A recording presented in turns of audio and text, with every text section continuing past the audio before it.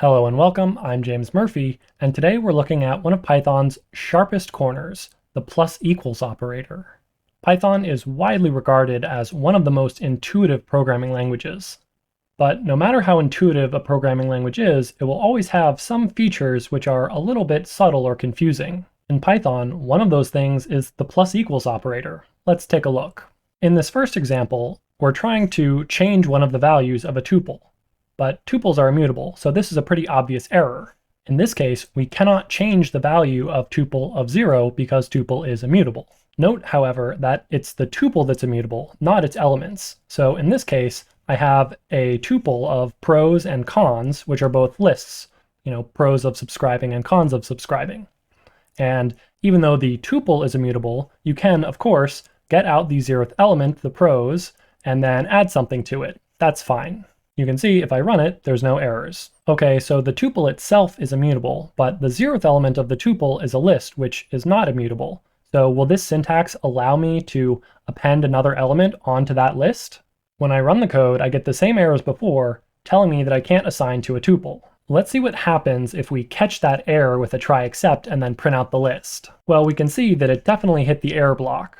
But when we print out the list, it also appended the element. What's going on? I think most people definitely expect it to either give an error and not append anything, or to append something with no error. So why is it doing both? Well, sharp corner. This is, according to the documentation, a feature, not a bug. It has to do with the data model and how plus equals is supposed to work on different data types. In order to get a slightly better understanding, let's take a look at what plus equals actually translates to under the hood. Roughly, this is what x plus equals y means. It means create a temporary, call this function iadd for in-place add, and then assign the result back to x. When the left-hand side of the plus equals is an expression, which is not just a simple variable name, then you can see that this pattern expands out to something non-trivial. Filling in x sub 0 here shows us that this actually calls the getItem method of x. And similarly, putting it back here calls the setItem method. This is the reason that the list extend succeeds but the tuple assignment fails. This first line happily grabs the 0th element from the list and then extends it, which is what the iadd method will do for a list. But when it goes to reassign the result back to x of 0, that's where the error happens. The exact same thing can happen with something like x.val, but instead of calling the getItem and setItem, it will call the getAdder and setAdder. So if you have an immutable object which contains a mutable object like a list, then you can run into the same kind of trouble. Okay, so that's pretty wonky behavior. Why is that a feature and not a bug? Well, actually, even just basic addition of integers depends on it. If I set x to be 1, and then I say x plus equals 1, I expect x to be equal to 2 afterwards. But in Python, integers are immutable. I can't change a 1 into a 2. I have to point the variable x from a 1 to a different place to a 2. You can see this by examining the unique ID that's printed out when I run the function. Initially, x's ID is whatever the ID is for the built-in 1. But afterwards, it has to be the built-in ID for whatever 2 is. That means that plus equals must have changed the object that x points to. This is very different from many other languages where users have direct access to built-in primitive types like integers. In Python, there is no division between built-in primitive types like integers and floats and all the other types. All types are treated the same and therefore must have the same rules. But it doesn't stop there, it gets even weirder. Look at the behavior of a similar example by taking x to be an empty list and then appending one thing onto the end of it using plus equals. We can see that this time x is pointing to the same place before and after the plus equals. For lists, which could potentially take up a lot of memory, this makes sense. If I had a long list, I wouldn't want to copy the whole list over into some new memory location with one more element of space on the end. For lists, it seems like the ID is always preserved.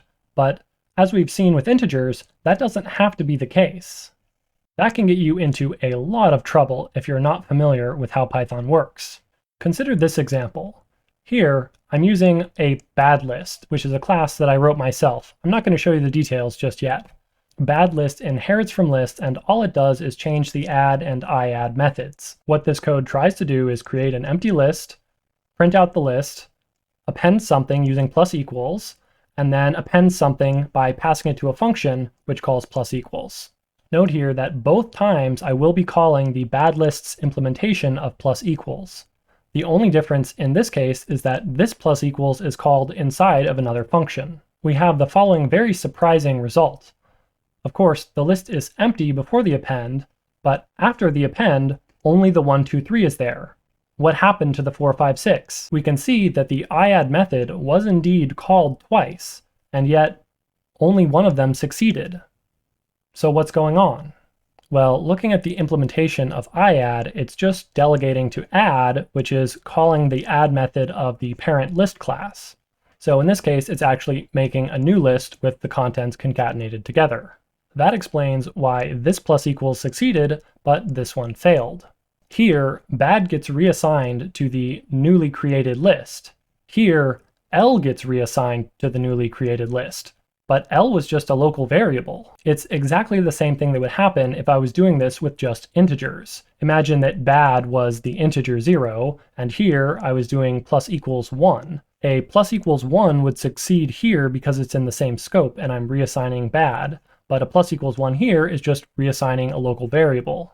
That wouldn't change the outer scope. This is extra tricky because aside from reading the source code of every class that you use, you have no way of knowing whether plus equals will act this way or this way. In fact, the Python documentation says that it's perfectly fine to act this way sometimes and act this way other times.